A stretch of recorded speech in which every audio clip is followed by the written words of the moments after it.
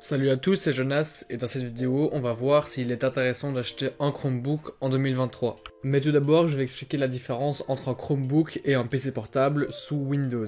Donc tout simplement, un Chromebook, c'est un PC portable qui tourne sous Chrome OS, donc le système d'exploitation de Google. Ce système d'exploitation, il est fait pour tourner sur des petits PC avec des très petites configurations pour faire par exemple de la prise de notes ou regarder des vidéos. Et donc ce qu'on va faire dans cette vidéo, c'est comparer des Chromebooks à des PC portables à une gamme de prix qui est plus ou moins similaire pour voir lequel est le plus intéressant et à partir de quel prix il faudra acheter un Chromebook ou un PC portable. Et on va commencer en comparant les qualités d'un Chromebook avec les qualités d'un PC portable sous Windows.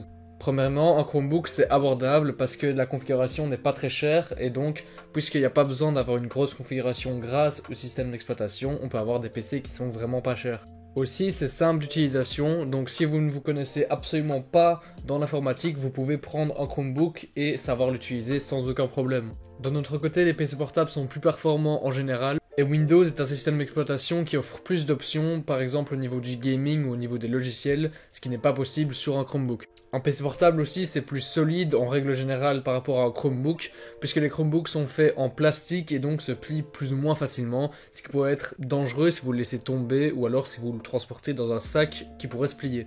Et enfin, sur un PC portable, vous pouvez faire du gaming facilement, contrairement à un Chromebook où il faut installer Linux puis Steam depuis Linux, et c'est à l'inverse des avantages d'un Chromebook puisque c'est censé être simple d'utilisation.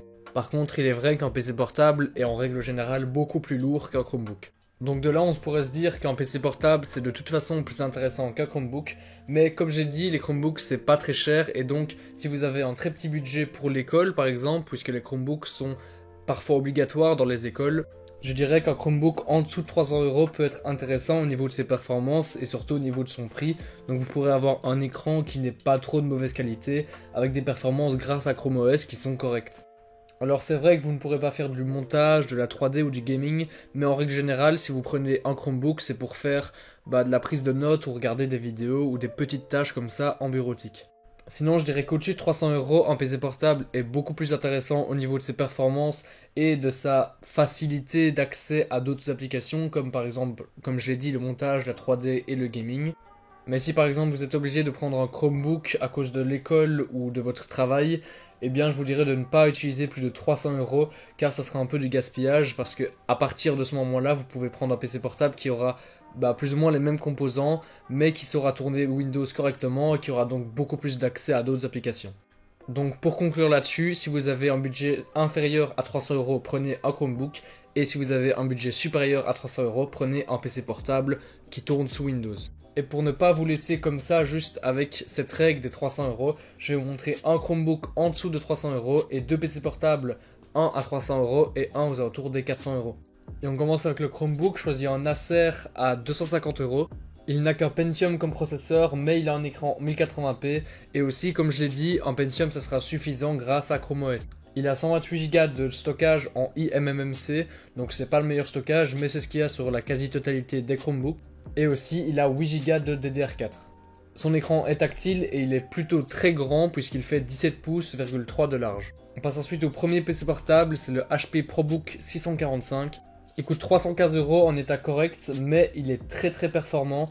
Il a seulement 256Go de SSD, mais il a 16Go de RAM et surtout il a la carte graphique RX Vega 8 puisqu'il a un Ryzen 5, ce qui est plutôt très bien à ce prix-là. Vous pourrez donc jouer à pas mal de jeux en low, mais aussi faire du montage ou de la 3D. Il a aussi un écran qui est pas mauvais puisque c'est de la 1080p à 15 pouces de diagonale. Enfin, on termine avec le deuxième PC portable qui lui est à 400€.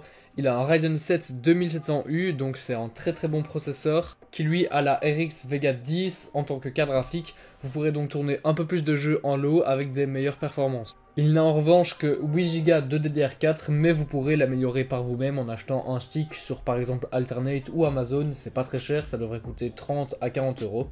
Et enfin, son écran est de 1080p.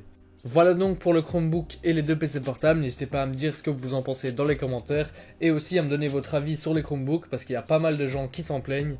N'hésitez pas à liker la vidéo, c'était Jonas, ciao.